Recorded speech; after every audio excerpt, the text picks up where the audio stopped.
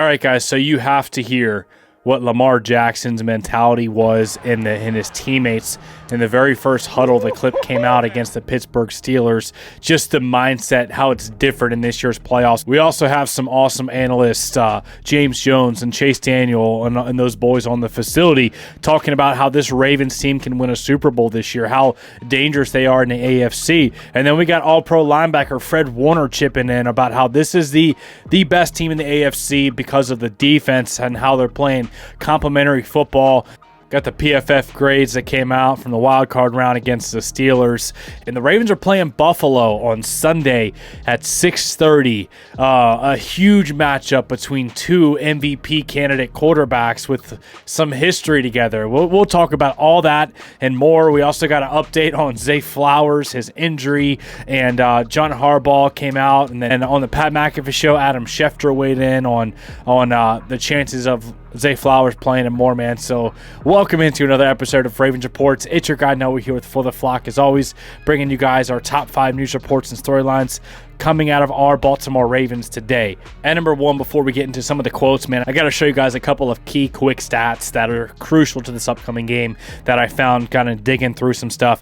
The Bills have the best turnover ratio in the NFL. The Baltimore Ravens have also been very good at not turning the ball over this year. Lamar Jackson has the best touchdown to interception ratio in the National Football League. The Bills, 16 forced fumbles this year, which is actually tied for first with Pittsburgh, who we just beat without any turnovers. And then they have 15 interceptions this year, which is tied for fourth. Obviously, ball security is huge in every game, but the Bills are one of the best teams in the NFL at forcing those turnovers. There's another aspect into this game that the Bills, they haven't lost a game at home this year. They are 9-0 at home this year. We know that when Buffalo came to Baltimore, they had their brakes beaten off 35-10 in embarrassing fashion. Derrick Henry ran all over them, which I think is probably going to happen in this game as well, with Derrick Henry having a heyday. But I also think Lamar Jackson's going to have some big explosive plays and success through the air as well. But the Bills haven't lost a home game all year. John Harbaugh, however, has the most road playoff wins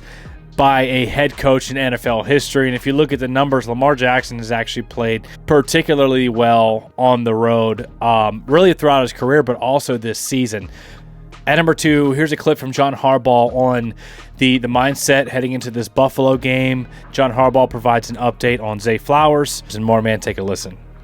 Getting ready for a big game, big divisional game against a very tough opponent who we know well. Looking forward to it. We're very deep into the preparations for that. And we're looking forward to the week and looking forward to the game. What questions do you have? And John, obviously you're familiar with this team after playing them all year. But what, I mean, just in watching film of them just recently, what kind of just stands out to you as for the Bills in general? Well, yeah, I mean, it's a big question because so many things stand out. They're such a good team. All 3 phases are playing at a very high level. I think the biggest thing that stands out is how well coached they are, how well tied together they are. They play complementary football. All 3 phases play off of each other. They have a defined personality in every phase, and as a team, they're very physical. They play very hard. They're cohesive. They're on the same page. I think offensively, they're very coordinated in terms of blocking schemes and timing of routes and pass protections and how it's all put together. You know, the quarterback obviously is playing at a high level. Josh Allen is a great player, and they're well built around him. You know, they did a good job of building the offense around him, and they have a lot of complementary pieces. I mean, all their receivers, wide receivers and tight ends and backs, and the backs also serve as receivers, but they're all very talented, skilled catchers. They all understand the passing game really well. They run hard. They protect the football. They're all good ball carriers, whether it's handed to them or after the catch. So big physical offensive line. Defensively, very active. Very, very tied together defense. Back end to the second level to the front.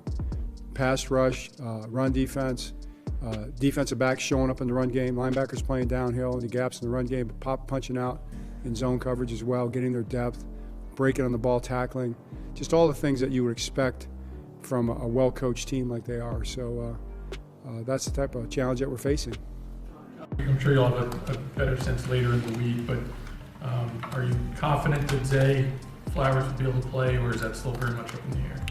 Yeah, that's in we'll see mode. He's working hard to get back, and we'll see toward the end of the week if he's practicing, And he could play without practicing for sure if he feels healthy enough and if it's safe for him.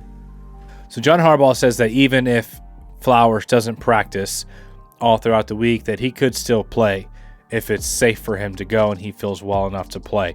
Here's what Adam Schefter had to say on the Pat McAfee show regarding his possible availability in the divisional round versus the Buffalo Bills, the number 2 seed, the number 3 seed in Buffalo. Obviously not having wide receiver 1 is huge, but the Ravens are more equipped than they've ever been with their tight end duo with Rashad Bateman and Nelly and these other receivers stepping up, as well as a guy named Derrick Henry, big number 22 in the backfield, and an MVP quarterback, Lamar Jackson, to go without their wide receiver 1 and Zay Flowers. Man, here's what Adam Schefter had to say. Let's go up to Baltimore. Obviously a big divisional matchup coming up with the Buffalo Bills.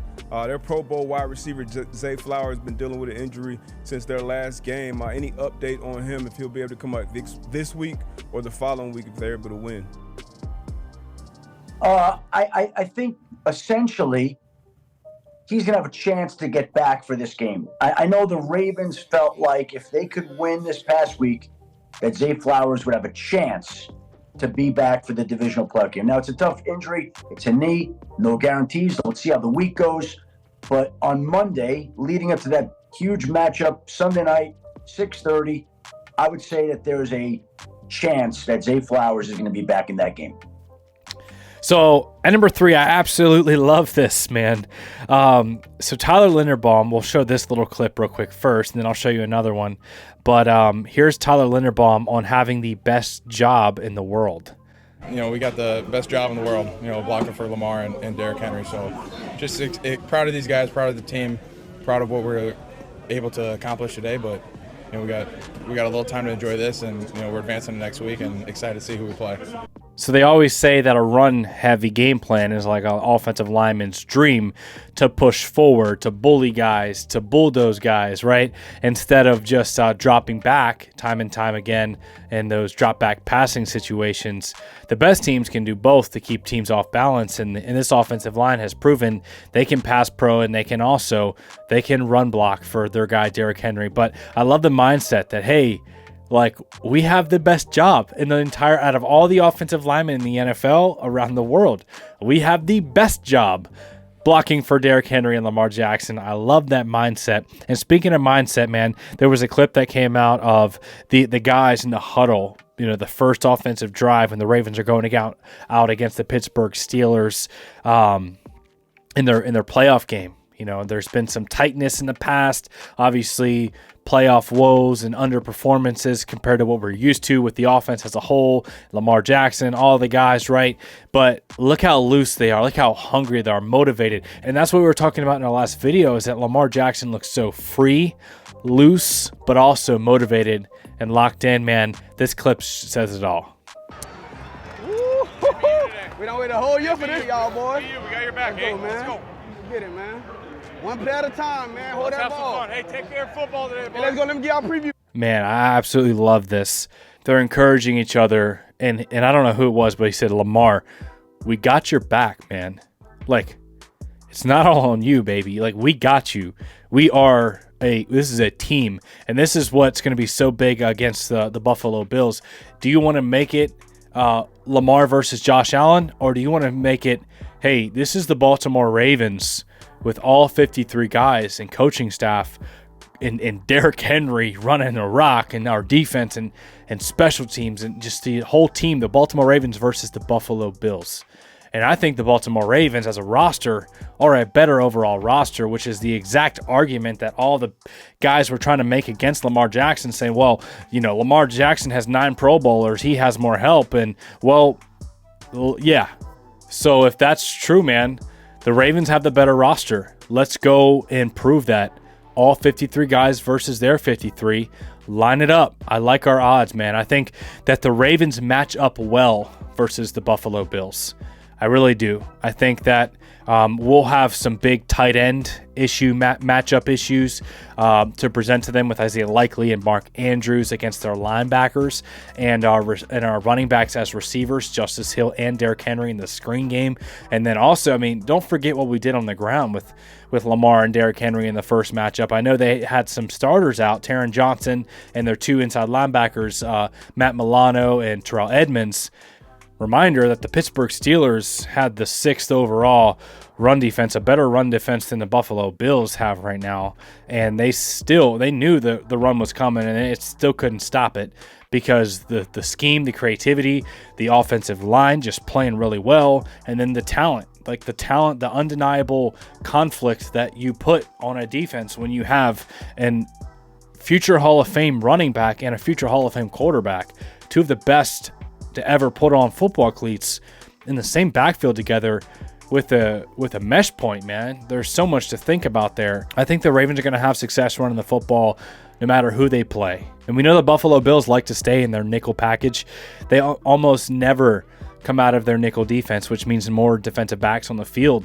And that's not good for the Buffalo Bills if we come out with our tight ends, because in that 12 personnel, if we have Mark and Likely on the field, or Kohler, you can throw in 13 personnel, and they want to stay in their nickel package because they're also receiving threats, they're going to get ran over. They just are. And then if they want to come out of that and get more heavy, then we can throw the ball to our tight ends that are really talented as well. So that's why I say, I feel like we match up well against the Buffalo Bills.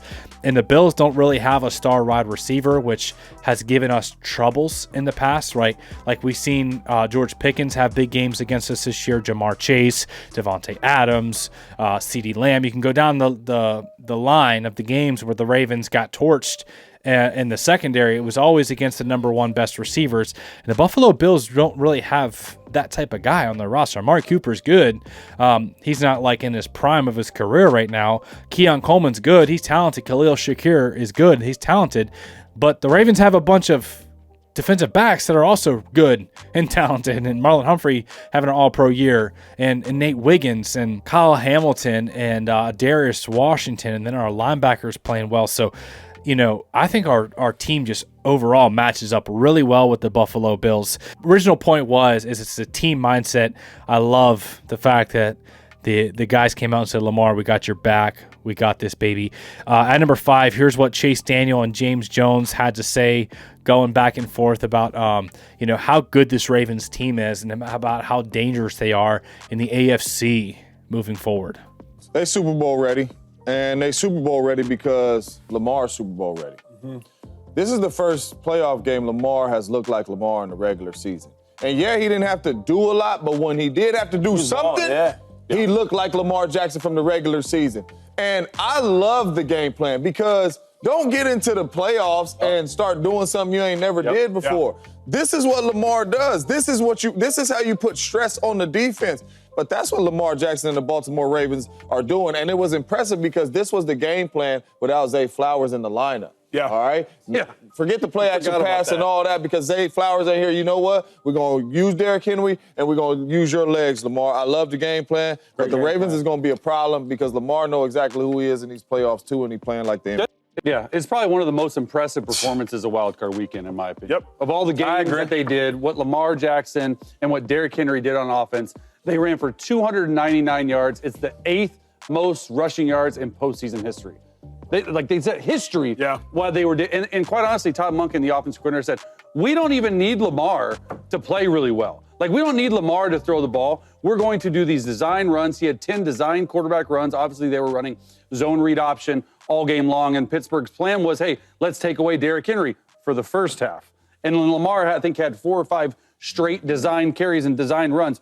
And when you look at this team, it's a scary team because they can run the ball. They had a drive, guys, in the game, 13 plays, 13 rushes. Jeez. They did not throw the football on one drive. That is just the taking, I can't even imagine what it feels like to do that because we've never been on that. But then you go to the defense, and Zach Orr, defensive coordinator, got a lot of stuff coming his way early in the season for how they haven't played really well. Well, since week 11, they're number 1 in scoring defense, number 1 in total defense, number 2 in pass defense, and number 2 in rush defense.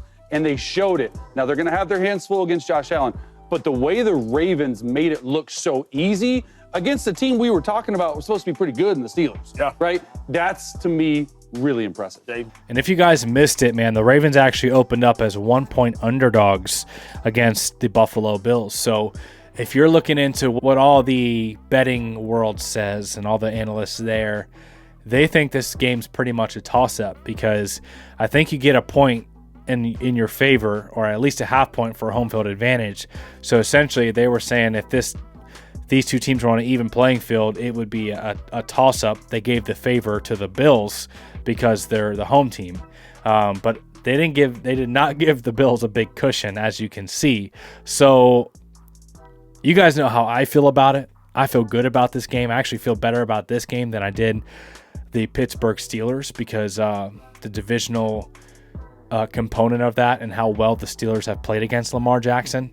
But I feel really good about this matchup, man. Let me know all of your thoughts in the comment section below. Smash the like button if you got any value out of today's content. As always, I thank y'all for tuning in. I love you guys. I appreciate y'all. We'll see you in the next video.